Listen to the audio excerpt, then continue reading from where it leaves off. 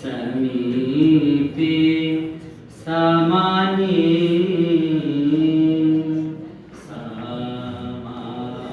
समानहंस समीपे समाने समानं मन सहचित्त मेषा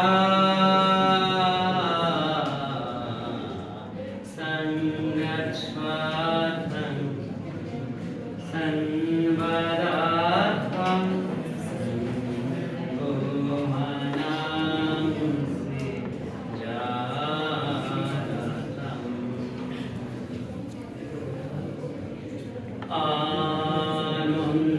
आनन्दलोके मङ्गलालोके विराजो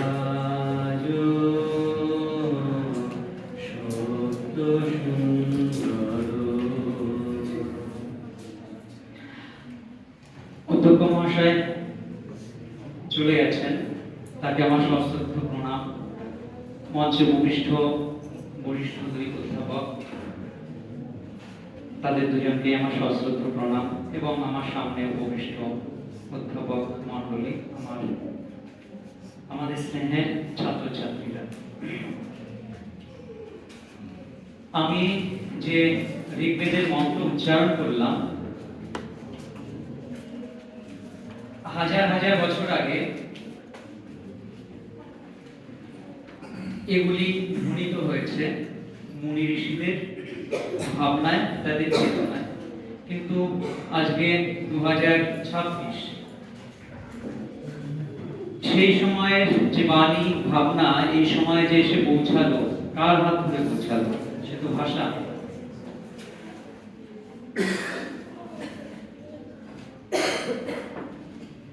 অর্থাৎ ভাষায় ভর করে আমরা সেই যোগাযোগ নির্মাণ করতে পারছি আমাদের পূর্বজদের সঙ্গে। এই বিষয়টি এই সময়ের কবি খুব সুন্দরভাবে ধরেছেন। আমি সম্প্রতি বইটি হাতে এসেছে, তো আমি মুগ্ধ হয়ে গেছি এই লেখাটিতে। আমি জন্য ঠিক করেছি এই লেখাটি 16 দশকের কবি। স্যার বলছিলেন যে শ্রীজাত ছাড়া এই প্রজন্মে বোধহয় আর কোনো কবি নেই, বা সেভাবে তিনি দেখেন। আসলে মিডিয়া আমাদের যেভাবে দেখায় আমরা তাতেই অভ্যস্ত।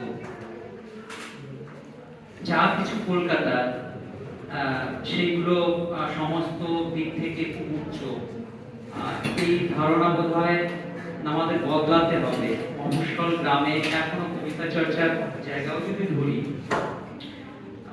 সেই চর্চাটাও তুলনা করবো না, কম খাটো নয়, অনেকটাই উঁচু।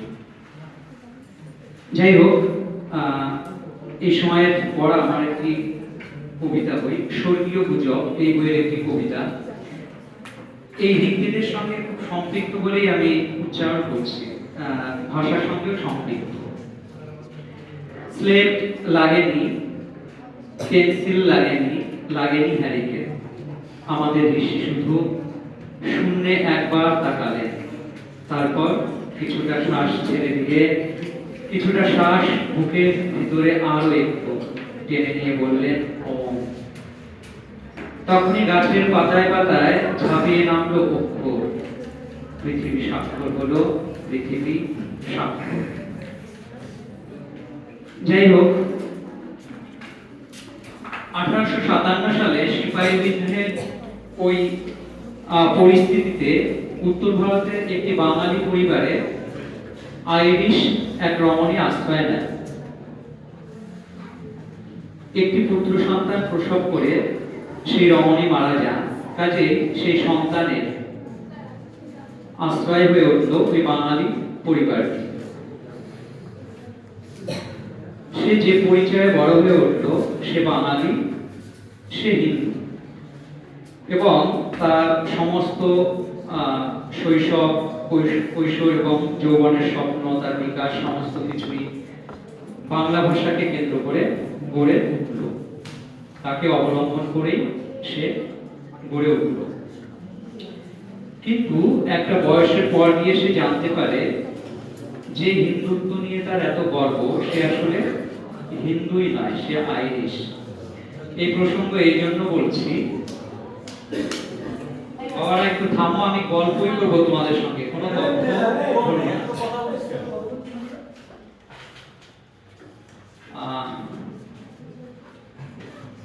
আমরা বলছি আন্তর্জাতিক মাতৃভাষা দিবসের কথা বলতে গিয়ে এই গল্পটি আসলে রবীন্দ্রনাথের গোড়া উপন্যাসের গল্প।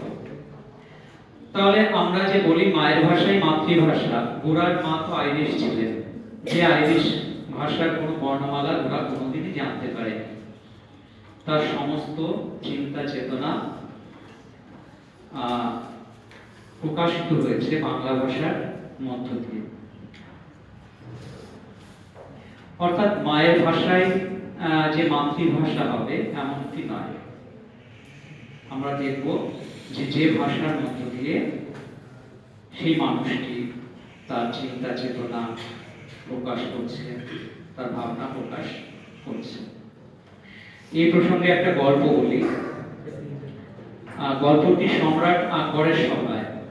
সম্রাট আকবর বললেন যে শিশু কোন ভাষায় আগে কথা শেখে।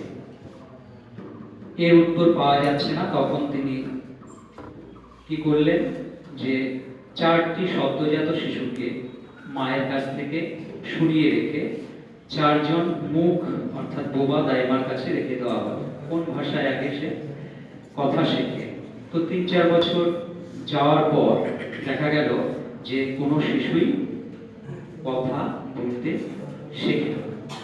অর্থাৎ এখানে ভাষা মায়ের একটা ভূমিকা আছে এবং বিশেষ করে সেই পরিবেশের একটা ভূমিকা রয়েছে।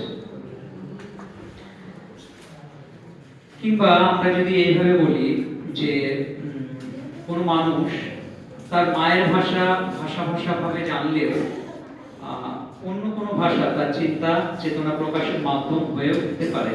কাজেই যে ভাষাকে বেশি আশ্রয় করে তার চলছে, তার দিন যাপন চলছে, তার চিন্তা ভাবনা, সেক্ষেত্রে সেটাই তার মাতৃভাষা।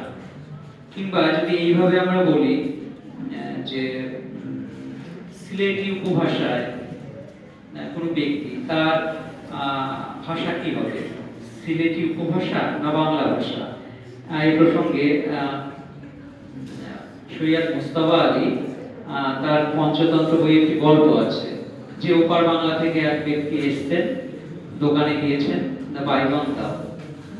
তো দোকানদার বলছেন আপনারা এরকম ওপার থেকে ওপারের ভাষা আপনাদের কেমন, যে বেগুন বলতে পারে। তো তখন বক্তা বলছেন বাংলাদেশি যে তাহলে তো পেরান্না হইলেই হয়। অর্থাৎ একই বাংলা ভাষা, কিন্তু বাংলা ভাষার মধ্যে স্থান ভেদে কত আলাদা পরিচয়, এবং একই ভাষার মানুষ আর একজন ওই ভাষী মানুষকেই মেনে নিতে পারছেন না, তার উচ্চারণ, তার কথা, এই সমস্তকে। যাই হোক, কথা হলো শিশু যখন জন্মায় তখন তার যে এবং একটি পশু যখন পশু শাবকের যখন জন্ম হয়, শিশু এবং মানব শিশু এবং পশু উভয়ের মধ্যে কোনো পার্থক্য নেই। দুজনেই তখন বোবা, অসহায়।